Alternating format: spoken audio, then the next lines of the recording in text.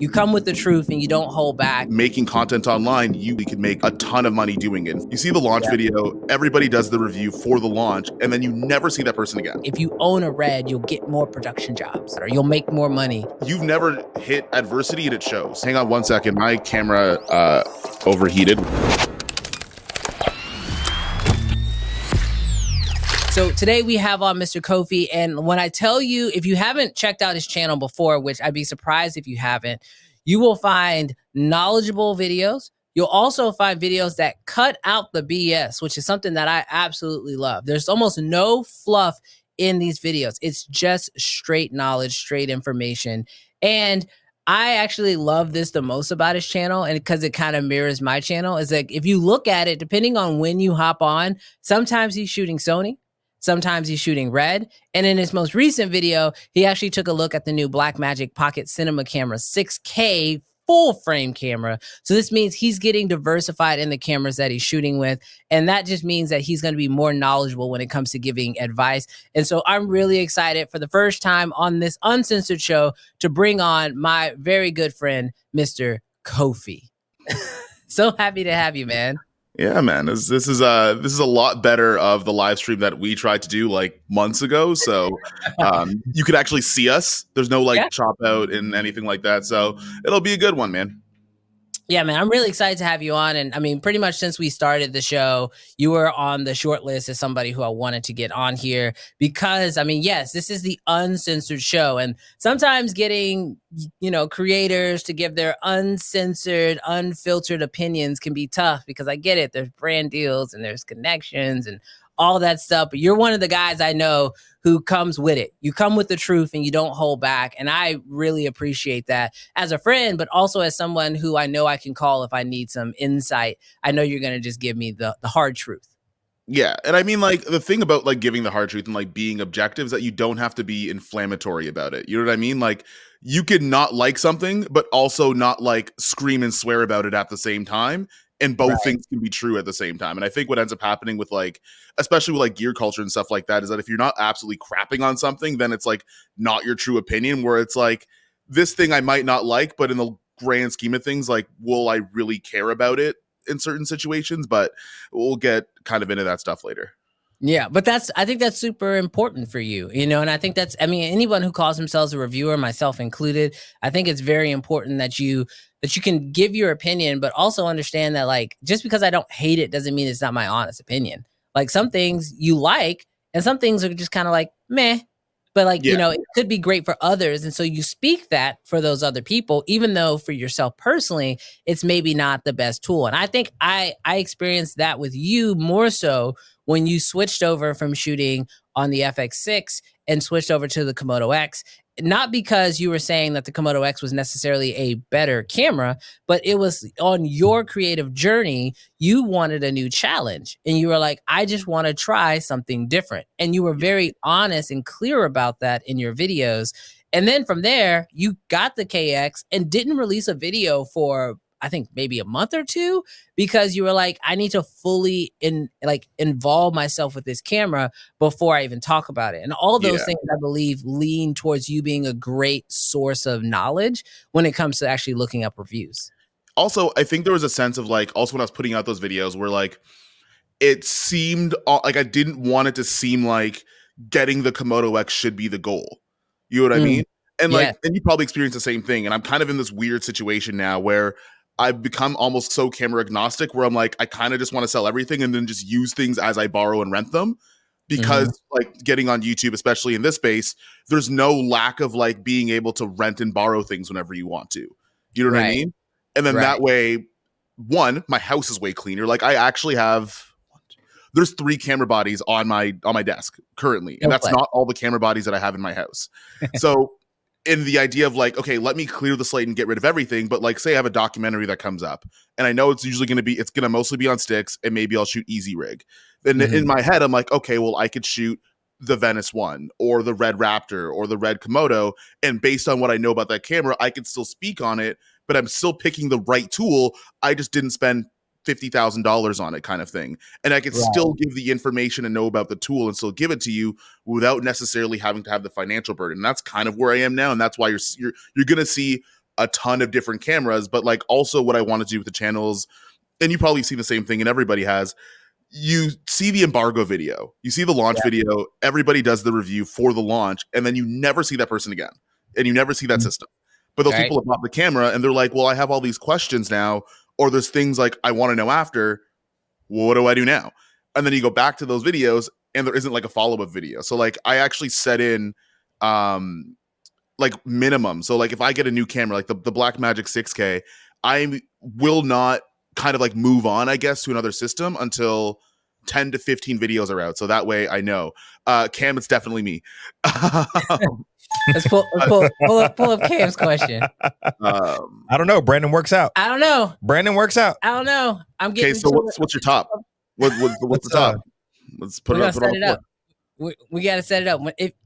If wink wink, you come to Houston, we gotta go. We gotta do a deadlifting session. We'll just do it. No, there is a video on the internet of me pulling 550 for reps. So I don't know if you want to. If I don't know if you want that. Somebody's got a back brace. Let's run. I'm 375. 375.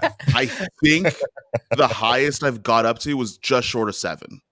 Good night. All right. So if y'all didn't know, outside of lifting heavy cameras, Kofi can also just like lift anything that's heavy. No easy rig needed. No. Okay. Really quick before we hop into the next question, because you said something that I think is gonna quickly, easily kind of catapult us to the next point. Because I am a family man. Jarrell, let's pull him up. Got to shout out my son. He is in the chat. So, Hey, Andre, love you, kiddo. Anytime he hops into the chat, y'all know I got to show my kid love. And he's not in school. He's not in school. He's out of school this week. So yeah, I've been dealing with that all week. But no, really excited. One thing that you said though, when you were answering your question that I thought was really important was that you said, like, you know, when you make a video and you put it out about a camera and like this happens on embargo day, but then there's very little follow-up. And I get it. As a creator on YouTube, that can be difficult because there's so much demand and so many cameras. And that's one thing that I really like that you did when you made like your FX6 video or the FX30 video, was that like you just make a ton of additional videos for people who are really interested in that camera to kind of go through almost like a binging session, watching all of your videos, sort of like it really breaking down that camera. So to your point, you talked about that. You talked about your ability to like just rent what you need. But I get it. There are people who are currently using cameras. They're trying to make money with these cameras, whether they're freelancing or they're doing YouTube. So from your experience and your professional just prowess, what do you think as far as like when it comes to picking out gear that you can use in a monetizable way? What are some of, not necessarily like a specific camera, but what are those pieces of gear that you personally think are must-have investments? And what are your things that you think that people should maybe hold off on and maybe just wait and just rent as needed? I think everybody needs a camera where you can rig it up to almost anything to do at like a decent level. You know what I mean? So like if you want to like if you're going to get something, try to have it have photo and video, because if you're just starting to freelance, a lot of the time you might end up doing both. So you might be a 2-sport athlete in that event, right? So if your camera can shoot decent photo and does decent or more than decent video, I think that's great.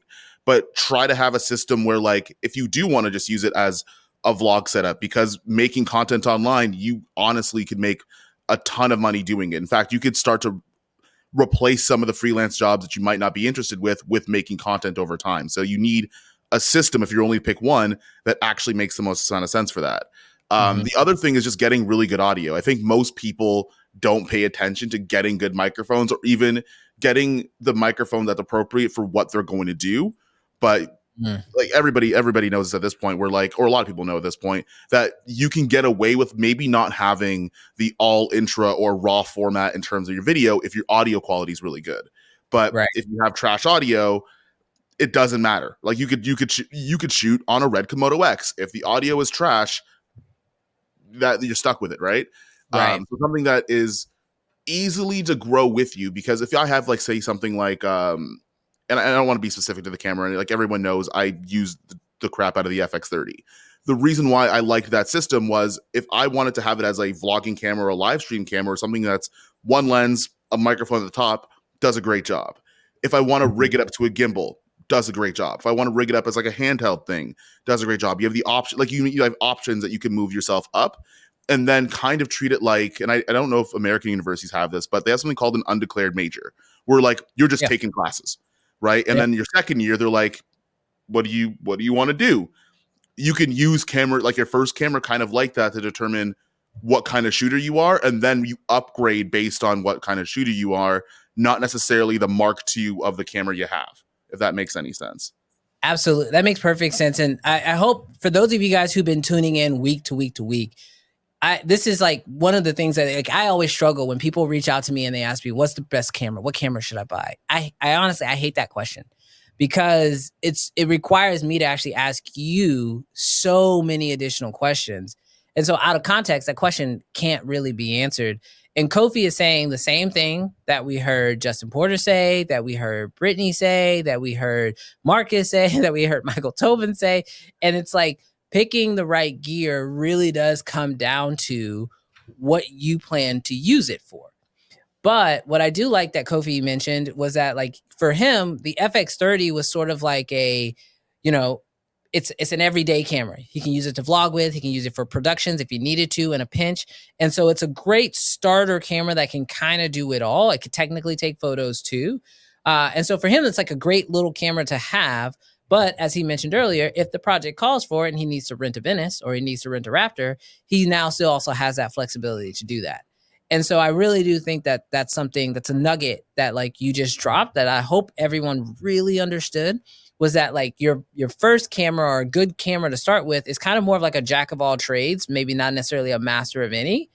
But if it's cheap enough and it's more and it's versatile enough, it can allow you at that point to then either know what to upgrade to as you continue along your journey and you discover what that needs to be, or you just rent what you need as you kind of go. And so you mentioned the camera, a jack of all trades camera, a good audio system, and like knowing like what type of audio system you need again based off your needs. Is there one other category that you think is something that's really worth the investment, whether that's like tripods, gimbals, drones? Like what's that third thing you think is like an absolute must? There's two. One, obviously you want to have a lens, obviously. And the same mentality that you have with picking your camera, you pick with a lens.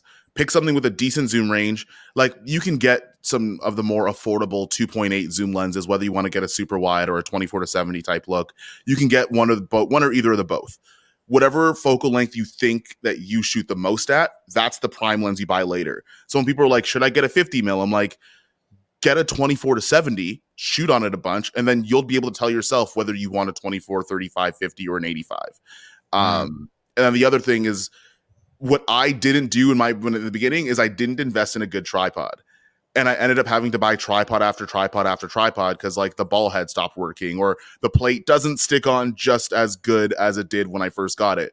Like the amount of tripods that I've had fall apart, or like the legs, when you take one leg out, like one just shoots out now and it doesn't go back in.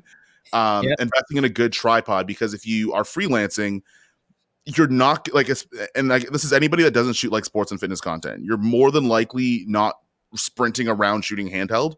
When you're starting off freelancing, working with client stuff, it's usually going to be on a tripod. And then when you're getting B-roll, you're usually going to be like doing simple handheld movements where you don't necessarily need like an easy rig and like all that other crazy stuff. If you invest in the tripod, where most of the time your camera is going to be, at least you satisfy like one part that you don't have to think about for years, right? And then you could think about things like gimbals and easy rigs and setting up crazy handheld rigs and like getting crazy monitors and stuff. But like just get the camera where if I like put it on sticks, does it work? And like, can this work for a while? And then branch out from there based on the same mentalities, right? So I love that. And I think that's actually one that I haven't heard. And I like that your answer is just different. Is that like investing in a really good tripod, because you're right.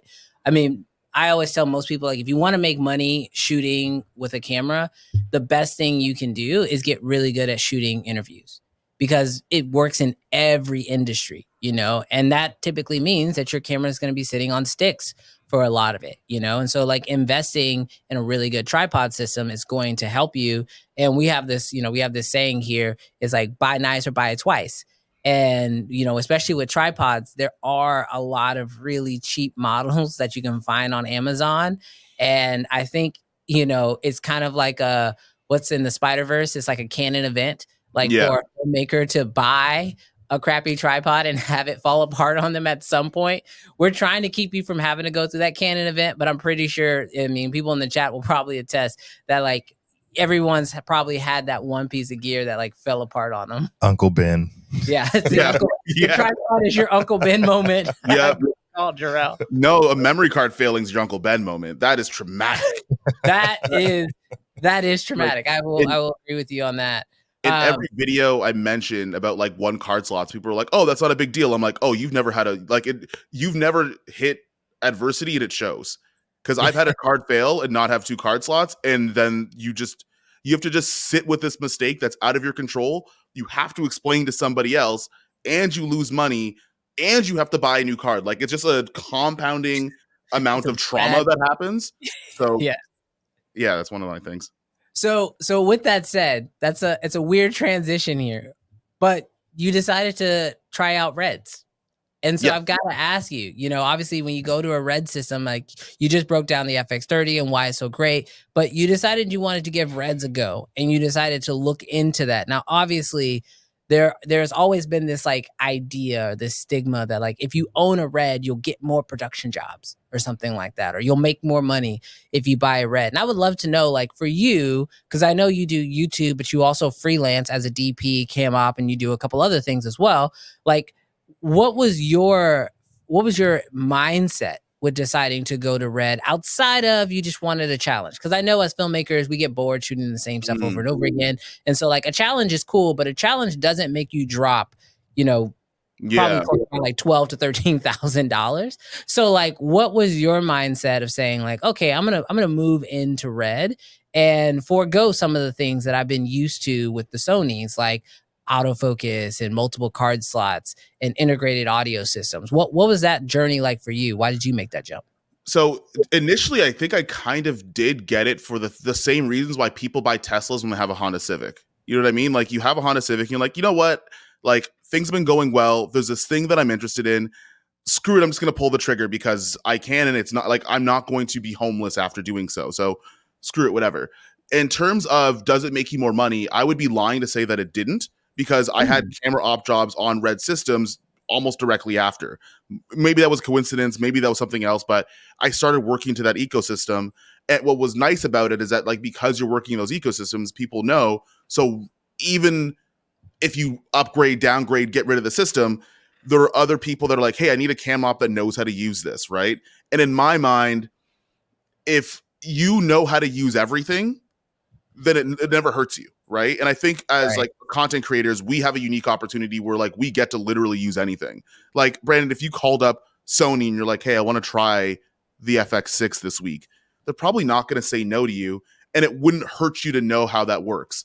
But then also the thing, like in my mind, it kind of made like there's a couple things that went at play. One, I just wanted the nice thing. Like that was going to be like the nice car that you got because freelancing is going well, YouTube was going super well. You wanted to get into something else. The middle of that was like, if I'm working with different production teams, I don't want to be handed a system and not know what I'm doing.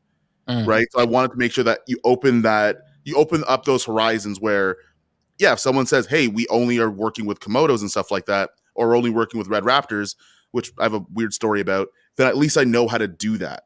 And then the third part of it is also the teaching aspect of it, because now you have like people naturally make those kind of connections where like if I have an FX30, maybe I'll get an FX6, or maybe I'll go to a Red, or maybe they're doing the same thing I am, where they might have a smaller camera, but then they get put in a situation where they have to use a Red that might not be theirs.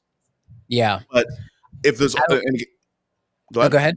I was gonna say, if you only kind of going back to only seeing the one review, the one embargo video, nothing followed up, well then how do I learn how to do that on the fly? Because there's camera ops that I know that might only have like a $1,700 camera kit on their own, but then get thrown into a situation where they're like, hey, I have to operate on a Red Raptor today and I don't know how to use it. Where do I find where that is, right? And you can go to the Red Education and stuff like that. But I think because Red Education is a more of an educational platform than an individual creator, you might A, not know that it exists, or B, it's not the top of mind to go and look for sometimes. So you might look at this guy that made this video, or I know Brandon made a Red video. Let me see if he knows more stuff about it that he can teach me, right? So in my head, it satisfies your freelance life as an operator and just knowing more because it'll make you a better filmmaker, having the nice shiny thing. And then also, how do you send the elevator back down and teach other people how to do the same thing if they encounter your situation at the same time? Dude, that's such a great answer. And I think my favorite part of it is the one in the middle where you're like, I like the nice new shiny thing.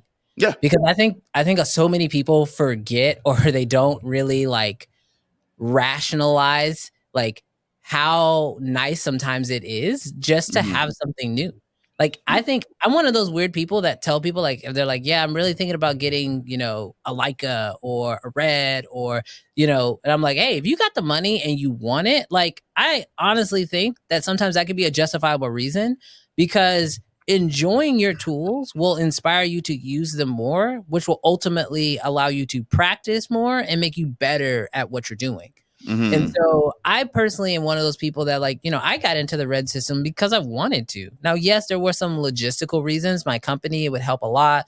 We brought on editors. And so being able to send them raw files made it a lot easier. But like the truth is that I also just like shooting on Red. I just enjoy it. And so I believe that it's okay to purchase gear as long as it won't hurt you or cripple you financially.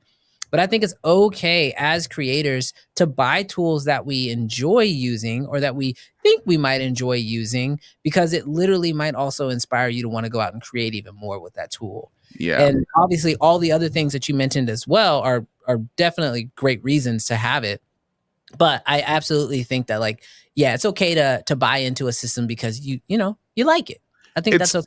It's unpopular. Kind of weird that I feel like with cameras are the only ones where we will like get into other people's wallets about, right? Like if I see like a Porsche driving down the street, I won't knock on the window and be like, man, you should have bought a Honda Civic. Like, why are you spending so much money? You just see the Porsche and you go on with your day. But like somebody uses like a Red system and there's almost like this visceral need to like want to put that person in their place on buying a Red system, even if they're not even telling you to buy it, which like I try to make very clear when I was making these videos. I'm like, I'm not telling you to buy this thing. I'm just like, most of the videos that I make are, you might encounter this thing. You don't want to be broke and ignorant. Like you can't have both, right? So you can't not be able to afford the camera and also not know how to use it. So I can't give you money. So I'm going to at least kind of try to help the other one. Right. And and I feel like a lot of creators are like that. A lot of like when I watch through a lot of videos from a lot of creators, especially like today, not a lot of them are telling you to buy the thing. They're just telling you what the thing does. Hang on one second. My camera overheated, which is fun. Oh, tell the people, what camera are you shooting on? That was the A7C Mark II. A7C Mark II. This is Uncensored Live. That was the A7C Mark II. We are going to go. We're going to webcam mode for a little while until that fixes itself. I love it. I'm down with it. Chat, let them know. Hey, to be fair, the back of the camera is a window where the sun is directly at it. Sony has left the chat. Sony has left the chat. Yeah, no. So guys, if you want to see an A7C Mark II review, it does overheat. This has to be on there. I just realized, I'm pretty sure I did not turn on the auto temp off either. So this is also me just sinning through my own fault. So you're all good, bro. This is hilarious too. Like this is awesome. This is look, this is a live show. And for anyone who thinks we pre-record these shows and then we put them up or whatever, this is 100% live. I freaking love it. I love live moments though. That's what I live for. Cause like I don't want perfect. If I wanted it to be perfect, then we would have like filmed this and we would have cut it and edited it and all that stuff. But I like having these real world experiences. And I think anybody in the chat who's watching this, they're gonna love it too. Mr. Camera Junkie is rolling. He's rolling on the floor. Good night. Yeah, it's not a long video camera. Yo, bro, the A7C Mark II is not a long video camera. That's the one thing that you might miss kind of coming from the FX30 where it has a fan. But the FX3 also doesn't have the live streaming feature like it does on some of the other cameras. So now you guys know. So you're good. No, dude, don't worry about it. I'm fine. One thing I definitely want to, you mentioned, and I thought it was really important, and it kind of like perfectly leans up into our next little segment that we have here, is you know, the best way to actually get a chance to experience these cameras and learn from them is to be able to get hands-on with them, right? And so like for you, it's like a matter of like, oh, if you have access to get these cameras, it allows you to actually shoot with it, because YouTube videos could only teach you so much. But when you actually get a chance to use them, now you actually get a chance to like really see what the camera can do. I think I'm excited to test out the Raptor X because it's going to be the same size, I think, as the Raptor. But then also, okay, funny story about the Red Raptor. I had to do a music video shoot where I was a camera op, and the producer and whoever's getting the gear for like the rental gear brought the wrong Easy Rig, and the shoot was 20 hours long. So Red Raptor, giant anamorphic lens on a gimbal for 20 hours, and the whole video was on a gimbal. And I think I have a video coming out how like the Red Raptor broke my back. And now every time I look at it, I'm like a little traumatized. I'm like, I don't think I want to operate on that, because like now all I can think of is like not being able to walk for 3 days after. Hey, but I do want to test those out the deadlifts global are for. What? That's what all those deadlifts are for. Bro, it's something different when you're holding that system for like 12 hours straight and deadlifting one time and then putting it down when you're done.